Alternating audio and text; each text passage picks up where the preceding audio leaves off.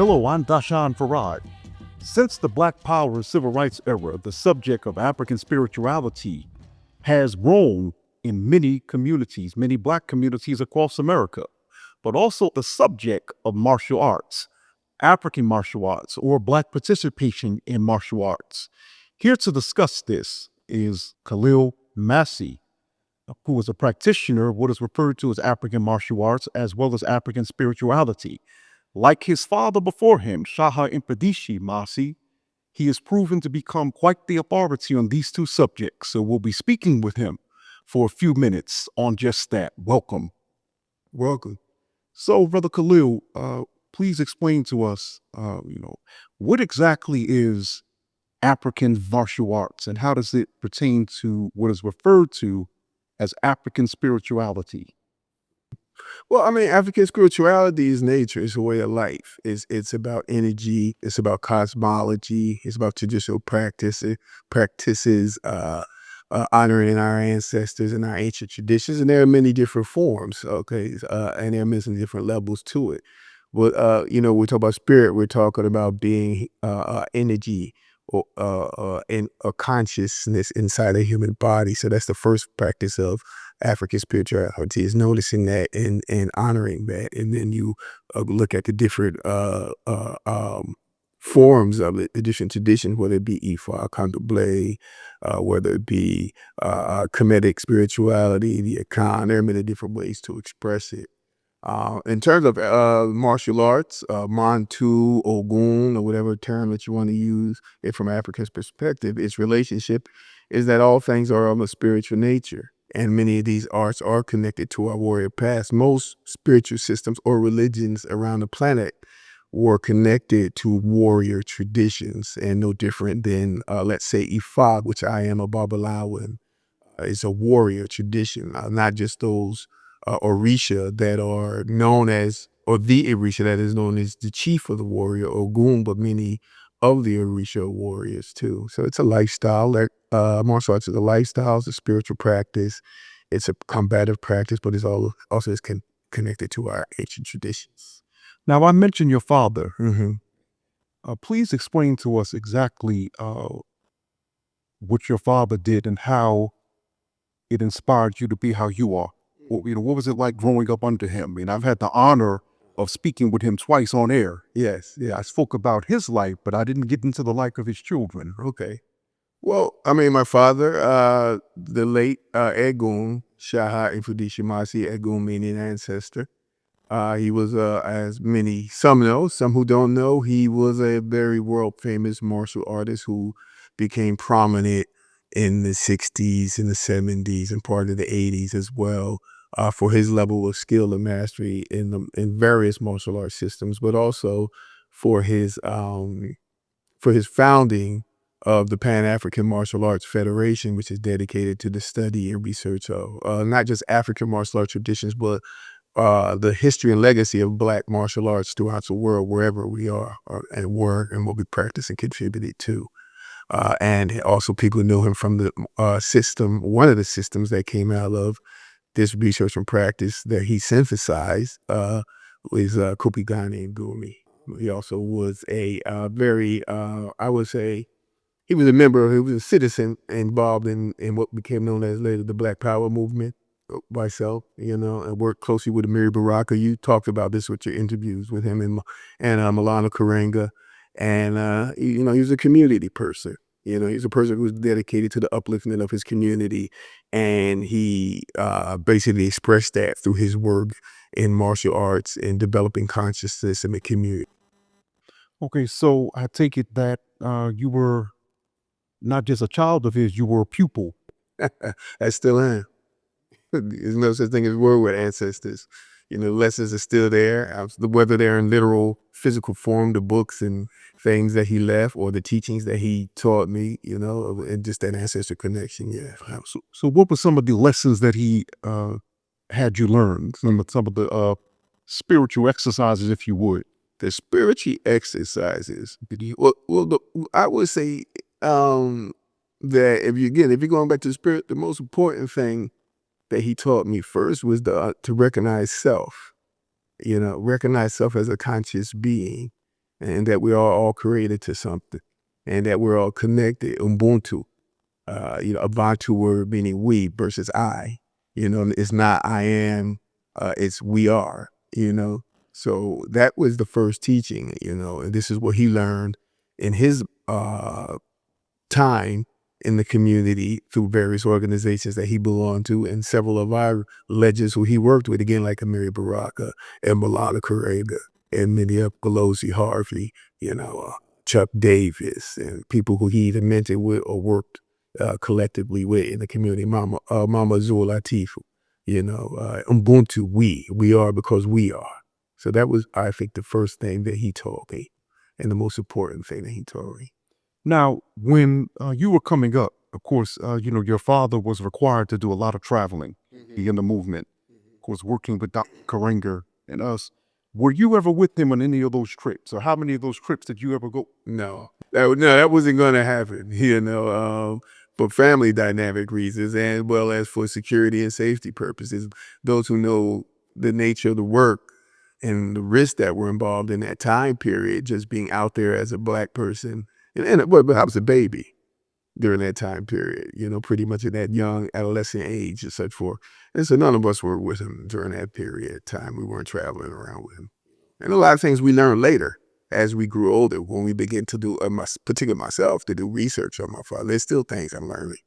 Now, some time ago, I remember I had the honor of meeting the children of James Foreman, if I'm saying it correctly, one of the members of SNCC. Okay. And his son had said something that stuck with me. But I actually asked him a question about COINTELPRO. This is in 2005.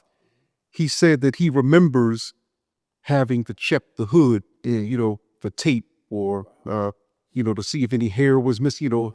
Did your father ever have to go through those type of security, checking for bombs under the car? Did you have you all doing that type of? No. Again, my father tried to keep us as far removed from that scenario as he could. It did affect our life in certain ways, but he was not trying to have us involved in any situation or be compromised, our health and our safety. And to be dead honest, I don't know everything that happened. I wasn't there. So, I know I hear the stories, but for the most part that I know is that they were community-based people, a Pan-African mentality, philosophy. They practiced self-defense though, and, they were prepared to protect themselves in any type of situation. But, he was a military veteran, and he served in the Marines, maybe he had stuff wired, stuff to make sure his home was connected or protected. But yeah, I don't know. Okay, so let us get back to now African spirituality. Even though we've been seeing in recent years, there seems to be a focus. One of the Black outlets that did a story. I'm not sure if it was Essence or Ebony, saying that a lot of our people are turning away from Christianity and Islam and going towards what's referred to as the African spiritual traditions. Despite that, there's still many misconceptions about that amongst our people. Do you find that there's a rapid turn towards that there's more of an interest? Do you agree with that, or? I don't know if it's rapid, but there are people becoming more aware of the roots in African spirituality and all of the various principles and things that are actually common with many others. It's not being looked at by our community, at least, in a demonic or barbaric nature. We believe in one creator. We believe in angels. We have prophets, as everyone else. So, when people tend to move outside of the conditioning of what has been, projected towards us through white supremacy, then they begin to see that we are people who practice the first monotheism in recorded history on the planet. Okay, so when people many of our people still refer to certain African traditions as devil worship. How do you respond to that? What would you say to them? We don't believe in the devil. That's an interesting response, right? Yes, it is. In the Yoruba, not just the Yoruba, but in African tradition, there is no devil. That's something of the Abrahamic faith. I won't say whether it's real or exists or not, but we believe that there are dark energies and entities, what you will call demons. We call Ajogun, But there's no one supreme demon or whatever they would call it who is on the level or has the level of power that this devil has not in our faith. And that's not to say anything against anyone else or what they believe. This is what we believe. Okay, so taking our attention now to the second phase, or one of the major phases of your household, your upbringing, the concept of African martial arts. And I'm noticing we always, for the most part, when we say martial arts, even though we think of Asian, we never say Asian martial arts. We just say martial arts. Is there any proof that martial arts has an African origin? Yeah. On the walls of Kemet bin Hassan, the oldest depiction of what you call martial arts, what in the Kemetic community is called Mantu, what the Yoruba call Ogun. There's a depiction of martial arts on the wall. They're carved in stone, the oldest ones known in human history. What's called martial art, wrestling, kicking. There are some weapons and things of that nature. Shit, almost like you took it out of a magazine, those old martial art magazines showing you the various applications and techniques. So yes, there's proof. I think that conversation has already been, decided by those who have a scientific mind and are just willing to admit. Now there are arguments by some in some quarters. Is that us? On those walls. We know those arguments are still going on for whatever reason. We know that's us up there, but yeah. So is it a coincidence then? I'm noticing when you look at Kung Fu, some of the animals that are used in Kung Fu, they have monkeys and cranes. And so what people have said to me within your circle is that those African animals that we see in Kung Fu, the different techniques, that's not coincidental?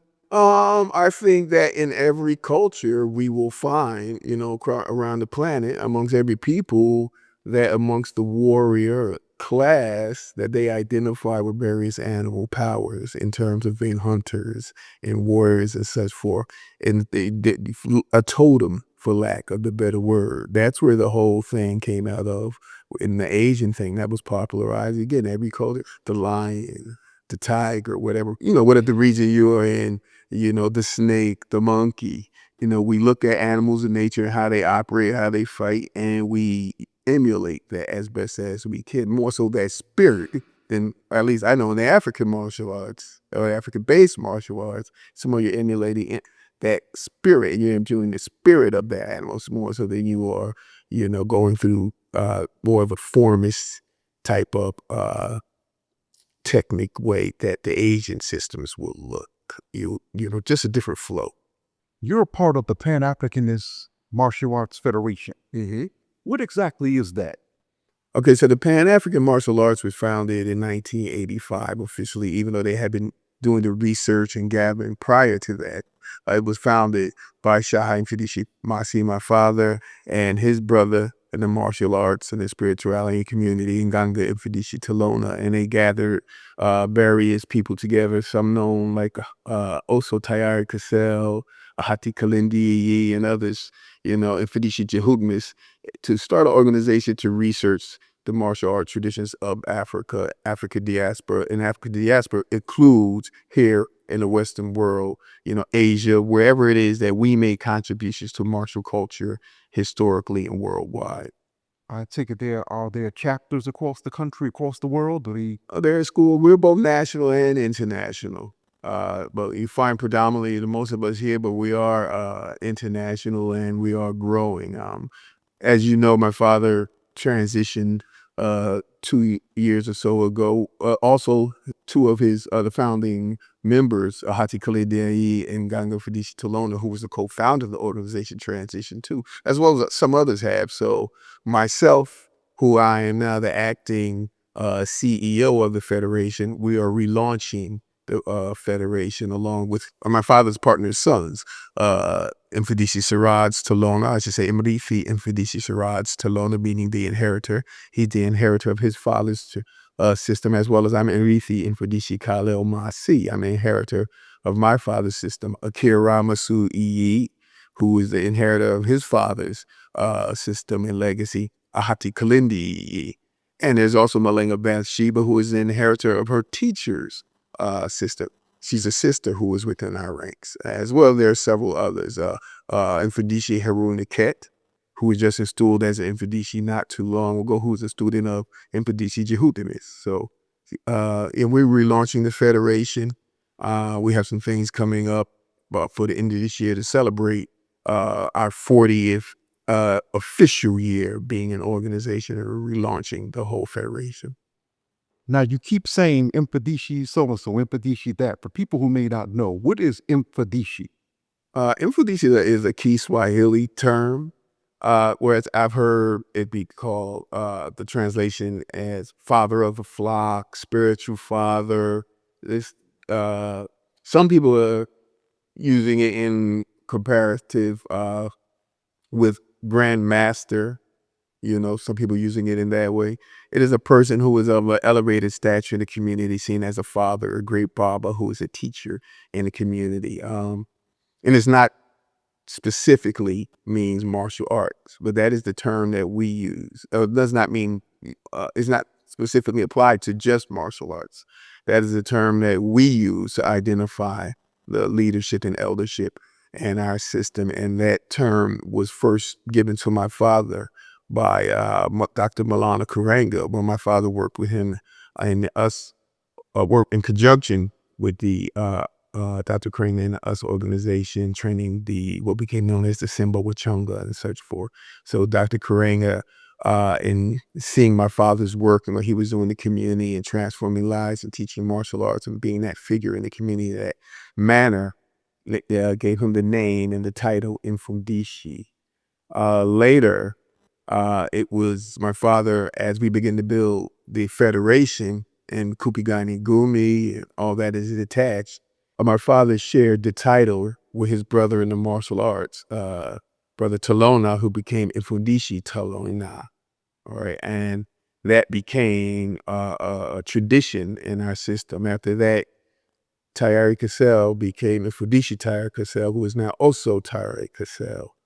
Then after that, we had uh, Hassan, who was known as Hassan Salim Jehutimis, became Mfundishi Hassan Salim Jehutimis, or Mfundishi Jehutimis. So this is a title that signifies eldership, leadership.